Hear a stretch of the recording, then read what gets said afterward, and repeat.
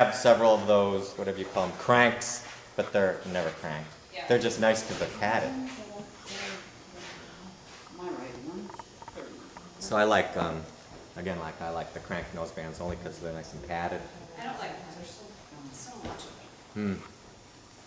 I just don't make them tight. Okay. So again, when you start him up, he was pretty straight with that hind leg. He takes a little bit of a wider step, which is, to me, again, you're going to keep reschooling the right hind leg more underneath the horse's center of gravity, not slipping out, not into the right, not stepping in, but stepping underneath the center of gravity, which is stretching the whole left side. Yeah. So again, if you were, a gymnastics or suppling person, you say in general, he holds himself a little bit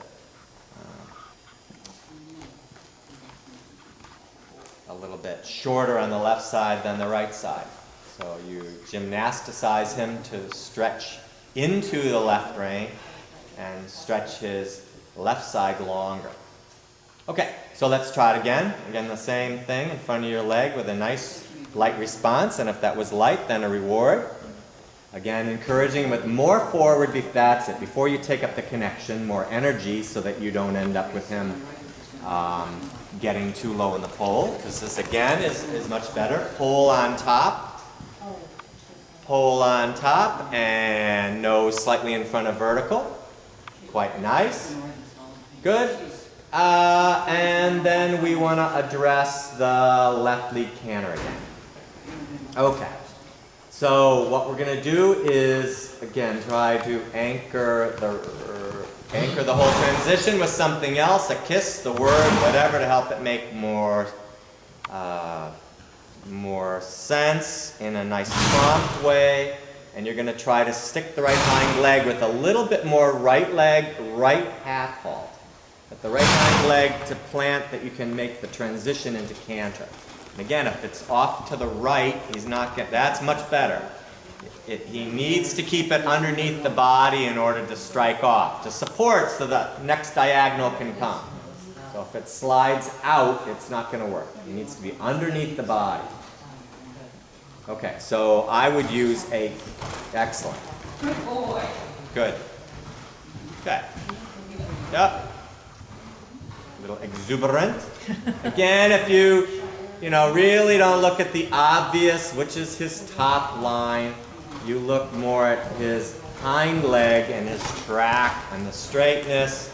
There, he was the straightest so far. But in order to make the canter better and give you more jump, you have to think about how far underneath the outside hind leg comes. Not the obvious, also the inside front and inside hind. But the right hind leg, which has to stick and support that the other legs can come through.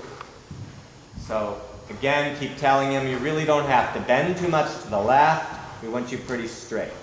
All right, now the downward transition, again, perhaps with a little, if anything has to open and close, the right side, correct, change directions. Again, a little bit of a bump with your leg, and tell him he can. There you go.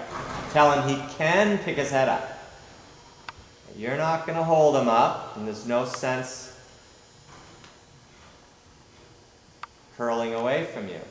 And then let's change directions. I said we're going to do a figure eight.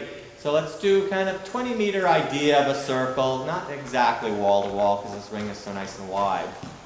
Almost the full length of the full width of the ring. And then change direction. Yep. Circle left. Much better than the last time. You ended up changing direction. He ended up, again, coming above the bit after I got through saying I don't think this horse really wants to be above the bit. I think he wants to be low and a little behind the bit, more so. Keep going forward. And it was because, again, he became crooked. He stepped out with the right hind leg. He tried to overflex left, and you couldn't make a nice smooth change of direction. So without overthinking it, a little bit more right leg when you change direction, more outside leg here, a little bit of thought of really straight, almost counterflexion, And there's a slight resistance, but that's all. And again, he's quite straight. So I'm happy, and that's what I wanted to do. Switching from, new outside rain, to new outside rain. Especially when you go from the right to the left. Don't let that right shoulder drift out. And obviously, don't let the right hind leg step in this direction. And right there, it's quite nice. It's quite straight. Good. Right? Ask him for another downward transition with lots of driving aids. Yeah, how could you fit that in? No. A nice soft rein. No. Lots of driving aids. Soft rein, soft rein. Is he ready? He looks for it. Yep. Okay. Good. And there's very little resistance. I think that's a good place to stop myself. I agree.